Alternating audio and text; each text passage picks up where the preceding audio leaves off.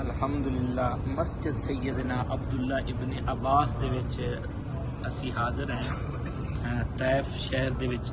یہ حضرت عبداللہ ابن عباس حضور پاک صلی اللہ علیہ وآلہ وسلم دے پیارے صحابی جن کو مفسر قرآن بھی کہا جاتا ہے، اور جنہوں نے قرآن میرے مصطفیٰ صلی اللہ علیہ وآلہ وسلم کے حضور کے قدموں میں بیٹھ کر، حضور کے ساتھ بیٹھ کر قرآن جو حاصل کیا، جو سب سے پہلے قرآن کے مفسر، قرآن کے محدث تھے، جنہوں نے قرآن سیکھا اور سکھایا۔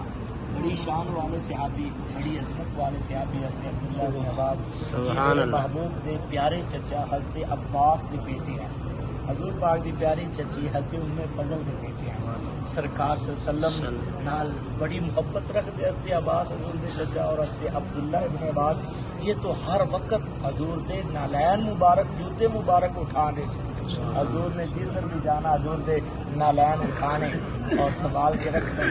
حضور دے نالین دا صدقہ پھر اللہ نے قرآن دا علم، قرآن دا نور عطا فرمایا۔ ساری یہ خوش قسمتی ہے، سعادت ہے، اللہ پاک نے سانو حضرت عبداللہ بن عباس کی اس مبارک مسجد میں حاضر ہونے کی سعادت عطا فرمائی، اور ہم نے غافل ادا کیے، دعائیں مانگی۔ اللہ پاک ساڈیاں دعاواں بھی قبول فرمائے، جنہاں واسطے اسی منگیاں نے اللہ انہاں دی دعاواں بھی قبول فرمائے، آمین ثم آمین۔